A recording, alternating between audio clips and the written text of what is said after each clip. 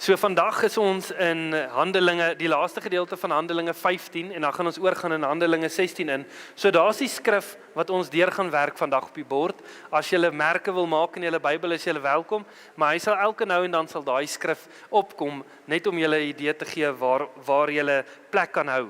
So laasweek het Jannie bedien oor die samekoms van die gelowiges in Jerusalem waar hulle moes besluit wat moet die heidene nie doen nie. Wat moet hulle doen en wat moet hulle nie doen nie? Want daar was van die Jode wat gelowig geword het in Jesus Christus, maar hulle het dan gekom na die heidene en gesê, luister, julle moet julleself besny, julle moet die wet onderhou, julle moet al hierdie goeders doen.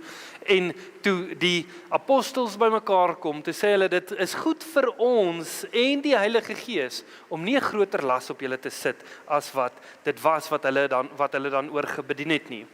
En wat ek in daai gedeelte werklik besef het en uitgestaan het is, ons moet so versigtig wees, dat ons nie net Christus inbring in ons verstaan van hoe ons dink dinge moet wees nie. Wanneer ons tot wedergeboorte kom, dan moet ons werklik toelaat, dat die woord ons gedagtes vernuwe.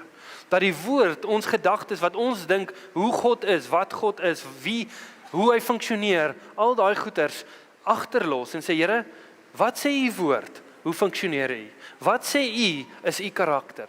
En dan ons lewens rig volgens dit.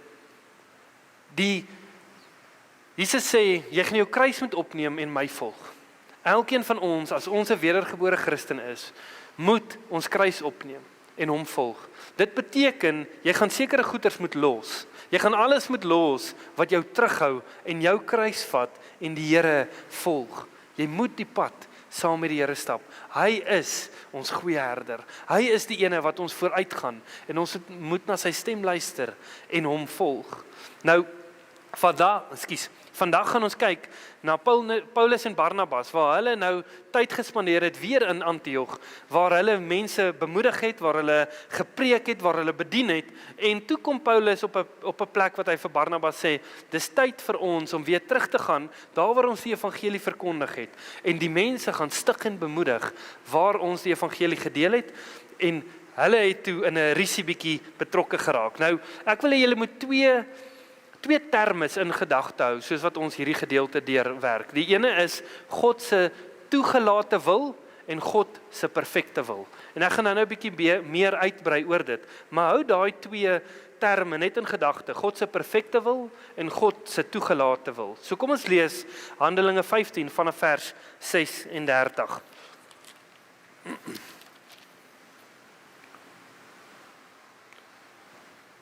Kom ons gaan vanaf vers 35. En Paulus en Barnabas het in Antiochië gebly en saam met nog baie ander onderrig gegee en die blye boodskap van die woord van die Here verkondig. En 'n paar dae daarna het Paulus vir Barnabas gesê, laat ons teruggaan en ons broeders besoek in al die stede waarin ons die woord van die Here verkondig het, om te sien hoe dit met hulle gaan. En Barnabas wou Johannes, wat Markus genoem word, saamneem. Maar Paulus het dit nie reg geag om hom saam te neem, wat van Pamfilia af hulle verlaat het en nie saam met hulle na die werk gegaan het nie. Daar het toe 'n verbittering ontstaan, sodat hulle van mekaar geskei het, en Barnabas het Markus saamgeneem en na Cyprus uitgeseil. Maar Paulus het Silas gekies en afgereis nadat hy deur die broeders aan die genade van God opgedra was, en hy het Sirië en Cilicië deurgegaan en die gemeentes versterk.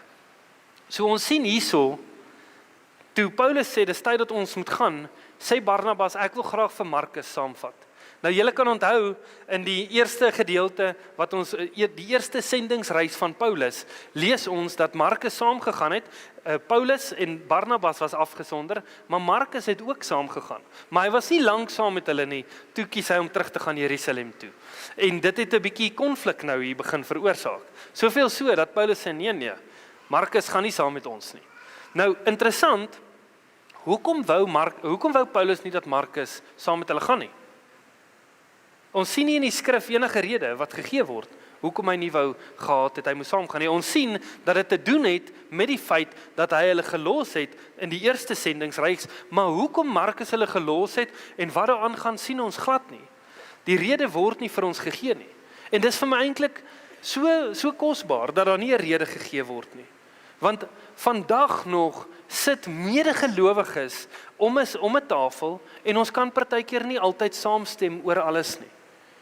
En wat gebeur dan? Ons paaie skei baie keer. En ons sê, luister, ons kan nie meer saam die pad stap nie. Wanneer ons paaie skei, is daar iets wat baie belangrik is, wat ons moet verstaan. Want as ons nou na hierdie gedeelte kyk, wil ek jou die vraag vra, wie dink jy is reg gewees?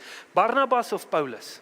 Wie was reg gewees in hierdie situasie? Was Paulus reg om te sê, nee, Markus gaan nie saam nie? Of was Barnabas reg gewees om te sê, okay, maar dan skei ons paaie, en ek gaan dan vir Markus saam met my vat? En wanneer jy aan daai vraag dink, is daai vraag baie keer geantwoord deur emosie. Ons koppel baie keer in daai oomblik emosie aan, wie vind ons onsself mee nader op die ou einde van die dag? Is dit Paulus wat al hierdie werk gaan doen, of is dit Barnabas, want dis onregverdig dat Paulus moontlik nie vir Markus 'n tweede kans wil gee nie. Wat ook al dit mag wees, ons baie keer daai besluite wat ons wil neem, is 'n emosionele gedrewe besluit.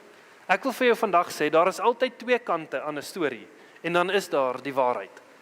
Ek het al te doen gehad waar ek met mense ietsie deel, en mense deel met my ietsie, in my eie huishouding, met my vrou, deel sy met my ietsie, dan sê ek, so sê jy, ek doen dit en dit. Sy sê, nee, dis nie wat ek gesê het nie, maar ek hoor ietsie. Ek filtreer dit wat sy sê, deur seer wat ek dalk het, of wat ook al dit mag wees, en onmiddellik is daar konflik. Onmiddellik kan ons nie meer, sukkel ons, nou moet ons hierdie eers sit, nou moet ons hierdie ding uitfigure. Maar baie keer, ons moet dit doen, ons is gedwing, want vanaand moet ek langs my vrou slaap. So ons moet vrede maak. Maar as dit iemand anderste is 'n ander gesin, dan is dit baie maklik om weg te stap en te sê, nee, hulle gee nie om vir my nie, of wat ook al die situasie mag wees. Maar dit is nie altyd die geval nie. So ons moet werklik die begeerte hê om te sê, Here, wat gaan hier so aan? Kan ons sit en rekonsiliasie bring? Is daar 'n moontlikheid? En partykeer is daar nie. Partykeer gaan ons nie altyd weer om dieselfde vuur sit nie. Maar maak dit die een reg en die ander ene verkeerd? Nie noodwendig nie. Dit is net dat daar nou 'n verskil is. Ek wil hê ons moet hierna kyk en iets hieruit leer. Ons sien dat Paulus en Barnabas nie saam kon stem nie, en hulle het gekies om nie meer saam die pad te stap nie. Maar nêrens sien ek dat een die ander ene sleg sê nie. Dit word nie eers vasgevang vir ons om te weet hoekom hulle vasgesit het nie. Ons sien nie dat hulle verder rondloop en gaan skinder oor mekaar nie. Ons sien nie dat hulle meer divisie bring nie. Hulle het onder onsie, hulle kan nie tot ooreenstemming kom nie, en hulle paaie skei. Maar weet jy wat is vir my mooi? Ek sien dat later in die boeke, in Timoteus spesifiek, dat Paulus praat van Markus. Hy sê, stuur vir my van Markus. So iewerste het daar rekonsiliasie plaasgevind. En ek dink dit is altyd wat ons gebed moet wees. Here, mag daar rekonsiliasie wees, wat daar seer moontlik plaasgevind het. Ek wil vir jou waarsku. Partykeer wil ons graag hê om dinge uit te sorteer. Ons wil graag goeders uitpraat. Ek is een van daai mense wat graag agter die kap van die Bybel wil kom. Ek wil hê, kom ons sit, kom ons praat dit uit, kom ons lê die feite uit en as ek verkeerd is, dan moet ek jammer sê. As ek iets gesê het wat ek nie moes sê nie, dan moet ek kan jammer sê. Maar kan ons nie net alles mooi uitmekaar uitsit nie? Maar dit is nie altyd moontlik nie. En wat gebeur dan baie keer met my, is ek druk die ding te ver. En daai verhouding raak onherstelbaar. En met tyd het die Here my al geleer, daar's 'n plek wat jy moet besef, ek moet nou terugstaan. Ek gaan nie meer aanhou probeer opstaan of probeer regmaak nie. Ek gaan net sê, Here, ek los dit nou in U hande. Hoekom? Want ons gebed moet altyd rekonsiliasie wees. Maar deur my goeie motiewe verwoes ek die verhouding so ver dat daar nie eintlik meer rekonsiliasie is nie. En dit is nie die hart van die Here nie. Ons moet nooit op 'n plek kom wat ons net sonde argumentsonthaalwe regverdig nie. Ons moenie op 'n plek kom wat ons net saam moet stem met almal nie. Ons mag sê, ek stem nie met hierdie saam nie, ek kan nie met hierdie voortgaan nie, maar ek hoef nie kwaad te wees nie. Ek hoef nie iemand anders te sleg te sê nie en ek hoef nie iemand anders te af te breek om my punt te probeer staaf nie. Nou wil ek vir jou 'n vraag vra. Dink jy dit was God se wil dat dit moes gebeur het met Barnabas en Paulus? En dis nou waar hierdie twee terme wat ek oor gepraat het inkom. So wat bedoel ek met hierdie twee terme? God se toegelate wil en God se perfekte wil. Ek wil hê ons moet kyk na Romeine 12 vers 2. Lees saam met my in Romeine 12 vers 2. Voordat ons daai gedeelte lees, wil ek jou die vraag vra. Glo jy dat God 'n perfekte wil het vir jou lewe? Wie sê ja? Wie sê nee? Die res? Kom ons kyk wat sê die woord. Dat ons nie 'n opinie het nie, dat ons lewens baseer op wat die woord sê. Romeine 12 vers 2. En word nie aan hierdie wêreld gelykvormig nie, maar word verander deur die vernuwing van julle gemoed, sodat julle kan beproef wat die goeie en welgevallige en volmaakte wil van God is. Is dit nie mooi? Ek sê jou, as jy op iets wil mediteer vandag, vir die res van die week, mediteer net op daai skrif. Daar is so veel diepte in hierdie skrif. As jy gaan tyd vat en daai skrif gaan mediteer, gaan die Here wonderlike goeders in jou doen. Want wat beteken dit? Hy sê ons moenie soos die wêreld gelykvormig word nie. Ons moet ons gedagtes vernuwe sodat ons gelykvormig word aan die woord en dat ons die welgevallige, volmaakte wil van God sal sien. Ek glo dat die Here vir elkeen van ons 'n perfekte plan het vir ons lewe. Ek glo dat in hierdie gedeelte God toegelaat het dat hierdie twee mans se paaie mag skei. God kon in daai oomblik ingegryp het en hulle twee aan die kop gegryp het en hulle so teen mekaar gestamp het en gesê het, stop julle nonsens, julle twee gaan saam. Maar dis nie wat ons sien nie. Ons sien nie dat die Heilige Gees hierso inspraak gee of oor enigiets nie. Maar ek glo dat God hierdie menslike fout of die menslike begeerte om nie meer saam te kon stap nie, wat ook al jy dit wil noem, hierdie twee kon nie meer saam stap nie. Ek glo dat die Here hierdie ten goeie mee kan gebruik tot eer en verheerliking van sy naam. Hierdie twee het opgesplit. En wat het dit veroorsaak? Dit het veroorsaak dat Barnabas eers na die eiland toe gegaan het wat ons nou sal kyk en Paulus 'n ander roete kon gaan. So hulle kon eintlik in effek twee keer vinniger by gemeentes uitkom as wat hulle sou uitgekom het as hulle net saam gegaan het. Kom ons lees verder wat gebeur. Handelinge 16 vers 1. En hy het in Derbe in Lystra aangekom en daar was 'n disipel met die naam van Timoteus, seun van 'n gelowige Joodse vrou, maar van 'n Griekse vader. So voordat ons verder gaan, Leani gaan net gou vir my na die kaart toe. So hier sien ons Cyprus is die eiland, daai Perseiland, dit is waartoe Barnabas gegaan het. Okay, so hy is na daai eiland toe wat ons van gelees het in die eerste sendingsreis van Paulus. Nou Paulus het toe gekies om land om te gaan. Hy gaan Tarsus verby, van Antioch af gaan hy na Iconium toe. Dit is waar Derbe is, net 'n bietjie regs van dit. Dit is waar hy toe nou vir Timoteus ontmoet. So kom ons gaan aan. Hy het 'n goeie getuienis gehad van die broeders in Lystra en Iconium. Net omblaai. Paulus wou hê dat hy saam met hom op reis sou gaan en hy het hom geneem en besny ter wille van die Jode wat in daardie streke was, want hulle het almal geweet dat sy vader 'n Griek was. En op hulle reis deur die stede het hulle die verordeninge wat deur die apostels en die ouderlinge in Jerusalem vasgestel was, aan hulle oorgegee om te onderhou. So hierdie is nou 'n baie interessante gedeelte. Paulus kom in een van die stede waar hy was, en dis moontlik dat hy Timoteus voorheen in die eerste sendingsreis ontmoet het. Ons is nie 100% seker oor dit nie, maar hier het hy te doen met Timoteus. En hy sê vir Timoteus, ek wil hê jy moet saam met my gaan. Maar wat doen hy? Hy besny vir Timoteus. En ons het nou net in Handelinge 15 gelees, dit is glad nie wat met iemand hoef te gebeur wat 'n heiden is nie. Maar hy kies om vir Timoteus te besny. Hoekom? Ek wil hê ons moet in 1 Korintiërs 9 vers 22 die antwoord gaan kry rondom dit. 1 Korintiërs 9 vers 22 en 23.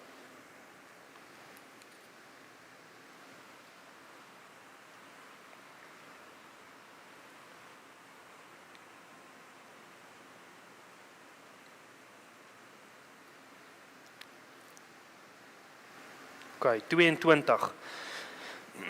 Vir die swakkes het ek soos 'n swakke geword, om die swakke te win. Vir almal het ek alles geword, om in alle gevalle sommige te red. En ek doen dit ter wille van die evangelie, dat ek 'n deelgenoot daarvan kan word. So wat sê Paulus hierso? Wat hy hierso sê, is ek het Timoteus besny, nie vir sy redding nie. Dit het glad nie te doen met redding nie. Inteendeel het hy Timoteus besny sodat Timoteus nie 'n struikelblok is vir die Jode wat hulle besig was om te evangeliseer wanneer hulle te doen gehad het met hulle nie. Hy wou nie gehad het dat Timoteus 'n struikelblok is, want die Jode wou nie enigiets te doen gehad het met iemand wat nie 'n Jood of 'n Joodgenoot was nie. Hulle het weggebly van daai mense, hulle het nie in hulle huise ingegaan nie. So Paulus besny Timoteus net vir die blote feit dat dit nie 'n struikelblok is vir ander mense nie. Ek dink daar is goeders in ons lewe wat ons mag doen, wat toelaatbaar is vir ons om te doen, maar dit kan moontlik 'n struikelblok wees vir iemand anderste. Daar is goed wat ek opgehou doen het in my lewe, nie omdat dit sonde is nie, maar omdat ek nie 'n struikelblok wil wees vir iemand anderste nie. Ek wil jou vra, is daar goed in jou lewe wat nie sonde is nie, wat moontlik heel oukei is, maar dit is 'n struikelblok vir iemand anderste? As iemand na jou lewe kyk, is dit 'n struikelblok vir hulle. Wanneer die wêreld kyk na my, kyk hulle na my en sê, "Jette, ek wil nie 'n Christen wees nie. Kyk hoe lewe Johan.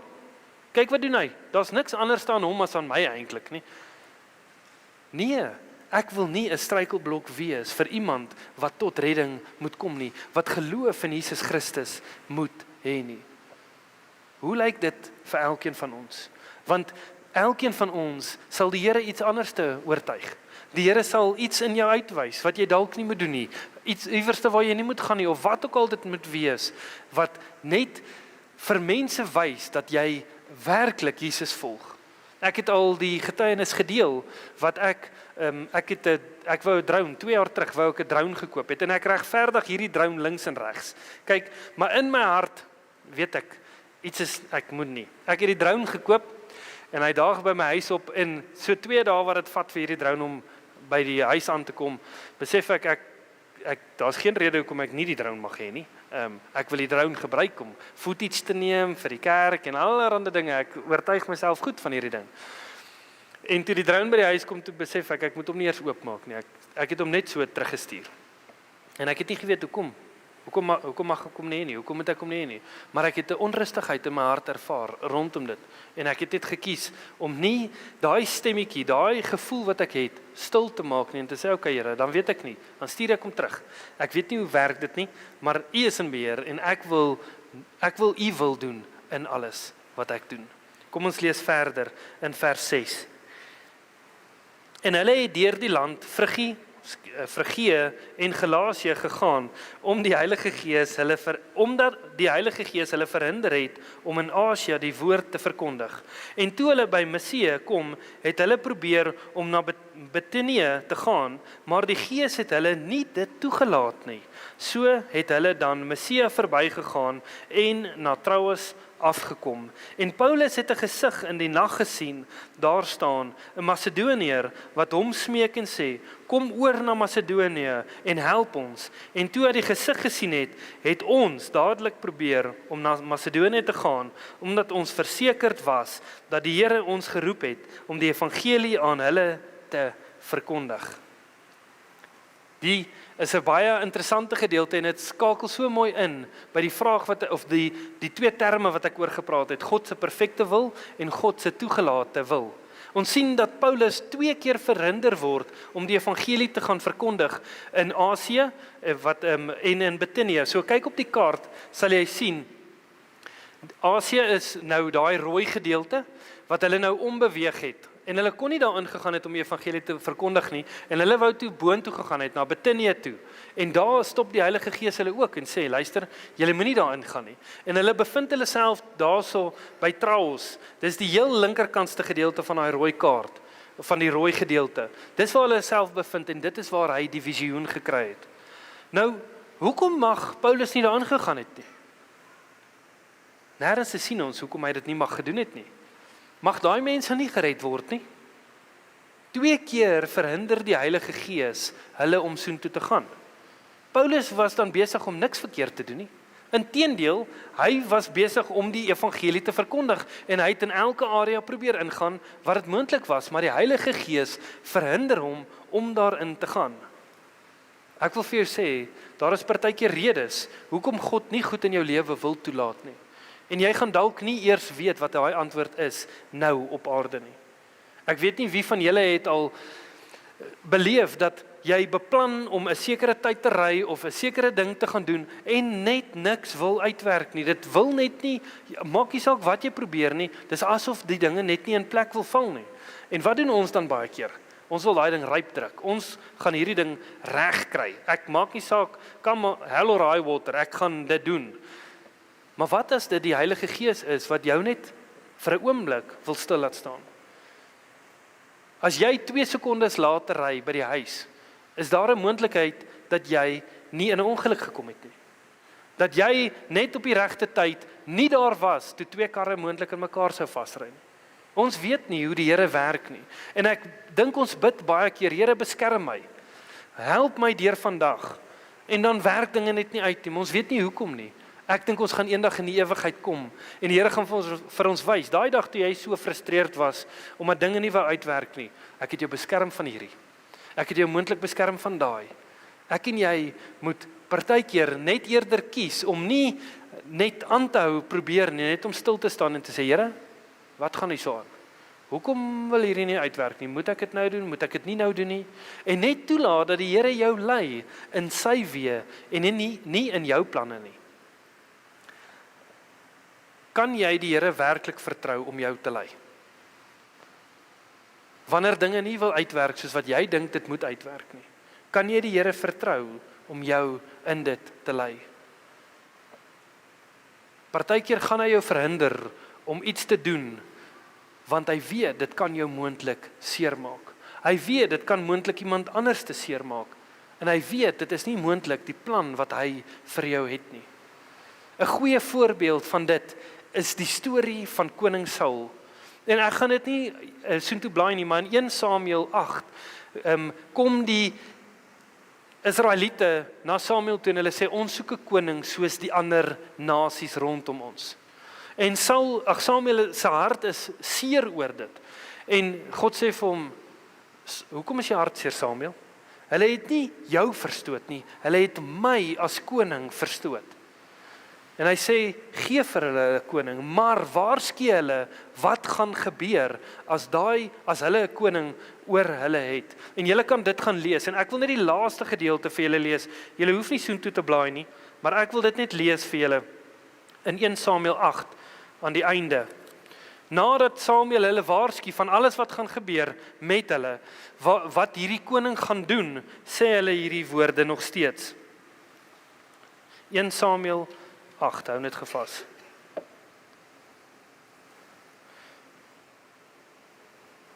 Vers 21, en Samuel het al die woorde van die volk aangehoor en dit voor die ore van die Here uitgespreek. Toe sê die Here vir Samuel, luister na hulle en stel 'n koning oor hulle aan. En Samuel het vir die manne van Israel gesê, gaan heen, elkeen na sy stad. Vers 19, maar die volk het geweier om na Samuel te luister en gesê, nee, maar daar moet 'n koning oor ons wees. So, hierso sien ons eintlik 'n baie goeie voorbeeld van God se toegelate wil en God se perfekte wil. God se perfekte wil vir Israel is dat hy die koning oor hulle moes wees. Dat hy hulle regeer en hulle sê ons soek 'n koning. En God laat toe dat hulle 'n koning kry. Hy sê Maar julle moet net bereid wees om die nagevolge van daai keuse ook te dra. Ons kan partykeer so hard skop teen die wil van die Here dat hy dan sê, okay, as jy daai pad wil stap, stap hom. Maar dit gaan dalk seer wees. Die Here het 'n pad wat hy wil hê ons moet stap, maar ons wil kies om hierdie ompad te stap. En jy gaan dalk deur moeilike tye moet gaan, want jy het gekies om daai pad te stap. Wat vir my so mooi is in die gedeelte skop Paulus nie teen God se wil nie. Maar vroeër het hy. Vroeër toe Paulus tot redding gekom het hy heeltyd geskop teenoor die Here. Maar hierso het hy onder die Heilige Gees se leiding gesubmit en gesê, okay, ek gaan nie aanhou skop nie. Ek en jy skop baie keer teen die wil van die Here. Maar dan moet 'n plek kom wat ons dan sê, okay Here, U is in beheer. Ek gaan nie aanhou skop teen U plan en U wil vir my lewe nie. Ek wil vir jou bemoedig uit ondervinding in my eie lewe, submit eerder teenoor die Here. Leer uit ander mense se foute. Die beste manier om te leer is dit uit iemand anders se foute en die tweede beste manier is uit jou eie foute. Maar moenie kies om hardkoppig te wees en jou kop te wil gaan stamp as jy duidelik weet dit wat jy doen is nie in die wil van die Here nie. Daar is partykeer goed wat God wil hê jy moet ophou doen in jou lewe. Hoekom? Jy kan moontlik 'n struikelblok wees vir iemand. En die skrif sê ek en jy moet nie toelaat ons moet nie ietsie doen wat ons medegelowige tot 'n val bring nie. Daar is moontlik 'n slegte gewoonte wat jy het en is nie noodwendig sonde nie, maar dit het nie noodwendig ewigheidswaarde nie. Of dit is op die drempel van om sonde te word as dit aangaan in jou lewe. Daar is niks fout om TV te kyk nie. Maar wanneer binge watching inkom, dan raak dit 'n uitdaging. Daar is nie 'n probleem om 'n videogame te wil speel nie, maar wanneer jy niks anders te kan of wil doen as dit nie, dan raak dit 'n uitdaging. En dan is dit op 'n plek wat jy dalk moet besef en sê, Here, hierdie ding gaan ek opgee. Hierdie ding gaan ek los. Ek geniet dit om kennis op te doen, om te leer, meer te leer en meer te leer. Maar die gevaar van dit is dat ek so vasgevang raak in dit dat ek nie eens meer tyd met die Here spandeer nie. Dat ek nie meer persoonlik net tyd in sy woord spandeer en 'n verhouding het met die Here nie. En wat moet ek doen? Ek moes dit dan los en sê, Here, okay, U sal my lei soos wat U my wil lei. Is daar tye wat ek dan uitkloof om intentioneel kennis op te doen? Ja, maar dit moenie meer my primêre tyd oorheers nie. Partykeer wil ons net 'n lekker tyd hê. Ons wil net 'n afdag hê. Ons wil net 'n dag hê wat ons net kan doen wat ons wil. Daai dag, as jy eerlik met jouself gaan wees, is dit 'n dag wat eintlik gedrewe is uit jou vlees uit. Dis 'n vleeslike begeerte wat jy het om te sê ek wil hierdie vir myself doen. En dan vra ek jou, want dit gebeur. Dan vra ek jou net daai vraag. Het jy die Here gevra wat jy moet doen in daai oomblik? Daar sal kere wat ek kennis wil opdoen en dan sê die Here, maak die Bybel oop, spandeer tyd met my. En dit lyk anders vir elkeen van ons. Elkeen van ons het 'n unieke verhouding met die Here. Niemand van ons stap dieselfde pad nie, maar ons moet toelaat dat die Heilige Gees inspraak hê in ons lewe. Ek wil hê dat julle moet toelaat dat die Heilige Gees julle lei en my lei. En dat ons dan gehoorsaam sal wees aan sy leiding. God gee deur 'n visioen vir Paulus rigting. Nou dit gebeur dit is nie 'n algemene ding wat gebeur nie. En ek wil vir julle raad gee. Baie keer kry ons dalk woord van iemand af, of jy het 'n droom, of wat ook al, en ons wil op daai reageer, en ons dink dit is hoe ons rigting moet bepaal. Maar as ek kyk na 'n Nuwe Testament profeet, is dit iemand wat eintlik iets in jou hart gaan bevestig, wat die Here klaar daar gaan sit het. Hy gaan nie vir jou rigting gee nie.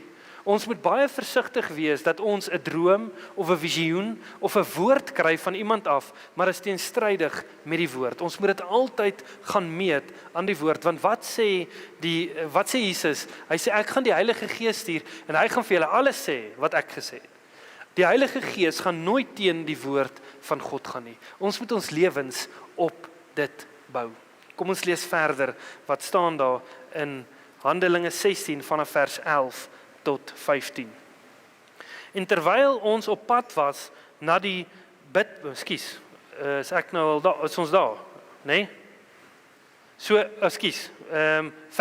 iets interessants in vers 10 wat vir my uitgestaan het, daar staan ons. So, hierso sien ons dat Lukas aangesluit het by Paulus hulle. So, Lukas is die skrywer van Handelinge, en in vers 10 sien ons eintlik so mooi duidelik, hy sê, ons het daar afgevaar van Troas en reguit koers gehou na Samothrace, en die volgende dag na Neapolis. So, as ons nou na die kaart kyk, dan sal ons nou mooi kan sien. So, hulle het daar so oorbeweeg na daai Oranje gebied wat Macedonië is, waar hulle self bevind het. So kom ons lees. En daarvandaan na Filippi, wat die eerste stad is van daardie deel van Macedonië, 'n kolonie, en ons het in hierdie stad 'n paar dae deurgebring. En op die Sabbatdag het ons uitgegaan buitekant die stad langs 'n rivier waar die gebruikelike bidplek was, en ons het gaan sit en met die vroue gespreek wat daar bymekaar gekom het, en 'n vrou met die naam van Lydia, 'n purper verkoopster van die stad Thyatira, 'n godsdienstige vrou, het geluister. Die Here het haar hart geopen om ag te gee op wat deur Paulus gesê is. En toe sy en haar huisgesin gedoop is, het sy by ons aangedring en gesê, as u oordeel dat ek in die Here glo, kom dan in my huis en bly daar. En sy het ons gedwing. So hierdie vrou was hardop daar gewees om te sê, julle moet bietjie by my kom bly. So, dit is daai gedeelte, jy kan nou sien, Troas is daar onder wat hulle oorgegaan het, en dan Filippi is daar bo in die Oranje gebied, waar Paulus homself nou bevind het. Nou, Paulus gaan toe na die rivier toe, waar hulle gebid het. En hy gaan deel die evangelie op die Sabbatdag met die mense daarso. En hy ontmoet hierdie vrou. En sy hoor die evangelie, en sy en haar huisgesin word gedoop. Dit klink vir my baie soos die storie van Cornelius wat ons gehoor het met Petrus. Ek wil vir jou sê, God het 'n tyd en 'n plek vir elke persoon om 'n ontmoeting te hê met hom. Elke liewe persoon op aarde gaan 'n ontmoeting hê met God. Maar ek wil vir jou sê, dis jou keuse of jy gaan gehoorsaam wees wanneer jy daai ontmoeting het met die Here. En as jy daai ontmoeting gehad het en jy's 'n wedergebore Christen, dan is dit ook jou keuse of jy gaan uitgaan en die evangelie gaan verkondig aan mense wat hom nie ken nie. Of jy gaan uitgaan wanneer die Here vir jou iemand uitwys wat jy die evangelie mee moet deel, is dit jou keuse of jy gehoorsaam gaan wees en deel gaan hê van daai persoon se redding of nie. Jy sit dalk hier vandag en jy vra jouself die vraag, hoe lyk my lewe? Waar bevind ek myself? Jy's dalk 60, jy's dalk 20, en jy vra jouself, waar bevind ek myself? Of, jy het jouself nog nooit daai vraag gevra nie. Jy gaan maar net aan. Ek wil hê vandag moet 'n oomblik wees wat ons introspeksie neem. Want introspeksie is baie goed, om onsself die vraag te vra, waar bevind ek myself vandag? Lyk ek dieselfde vandag soos 2 jaar terug, soos 3 jaar terug, soos 10 jaar terug? Of het ek gegroei in my verhouding met die Here? Of, inteendeel, het dit begin slegter gaan of nie? Lewe jy in God se perfekte wil? Of lewe jy dalk in sy toelaatbare wil? Of lewe jy dalk totaal en al buite God se wil? Daar was kere in my lewe wat ek heeltemal uit God se wil beweeg het. Wat ek net gesê het, ek wil my eie ding doen. En ek moes die konsekwensies dra van daai keuse. Maar daar is genade. En as die Here, hy wys ons genade en hy sê, kom terug. Moenie aanhou in daai pad wat jy besig is om te stap nie. Daar was kere wat ek net in sy toegelate wil gelewe het. En wat ek besef het, hierdie is nie die perfekte wil wat die Here vir my instoor het nie. Wat het ek dan gedoen? Wat doen ons in daai situasies? Kies ons om te draai, of kies ons om maar net aan te hou stap in daai rigting wat ons beweeg? Daar is kere wat ek werklik glo, ek in die perfekte wil van God lewe, maar dit voel asof alles om my uitmekaar uitval. Dit voel asof alles teen my is. Dit voel amper asof ek nie, weens die omstandighede, asof ek nie in God se wil is nie, want dit gaan nie goed nie. Niks wil uitwerk amper nie. Maar ek het in my hart vrede, dat ek weet ek moet doen wat die Here my geroep het om te doen. Dat die Here gesê het, dit is tyd om hierdie te doen. En dan berus ek by daai wete en sê, Here, nie my wil nie, maar U wil. Nie my planne nie, maar U plan vir my lewe. Al is dit dat ek deur hierdie goeters moet gaan, ek gaan toelaat dat U my lei in dit, want U is in beheer. Ek weet nie waar jy jouself vandag bevind nie. Maar jy weet, en God weet. En as jy dalk nie weet nie, as jy nog nooit daai vraag gevra het nie, dan wil ek vir jou uitnooi om te sê, Here, spreek in my hart in. Waar bevind ek myself in hierdie oomblik? As jy weggestap het van God af en nie meer in sy wil lewe nie, dan wil ons vir jou bid. As jy dalk 'n pad gekies het wat jy nie meer in sy wil lewe nie, kom vorentoe na die diens. Ons wil vir jou bid. As jy wonder of jy in sy wil is, dan wil ek ook saam met jou bid. As jy nie weet, is jy besig om in die wil van die Here te stap nie, kom vorentoe, ons wil werklik saam met jou bid. As jy wonder of jy is waar jy is, of jy is waar jy moet wees, en jy het nie die rustigheid in jou hart nie, ons wil weer eens saam met jou bid. As jy weet, jy is waar God wil hê jy moet wees, maar dit gaan rof, en dit is swaar, asseblief kom vorentoe. Ons wil nog steeds saam met jou bid. Ek wil jou met hierdie gedagte los. Waar is jou fokus? Kyk jy na die omstandighede wat om jou is, en jy raak mismoedig, en jy raak te neergedruk, en jy sê, Here, hoe gaan ek aan met hierdie? Ek weet nie hoe nie, ek weet nie wat se kant toe nie. Ek wil hê, jy moet stil staan en net jou fokus op die Here sit, en sê, Here, ek wil my perspektief van 'n wêreldse, tydelike uitdagingsperspektief skuif na 'n ewigheidsperspektief. Wat trek moontlik jou aandag af om die reusies wat God voor jou gesit het ten volle te hardloop?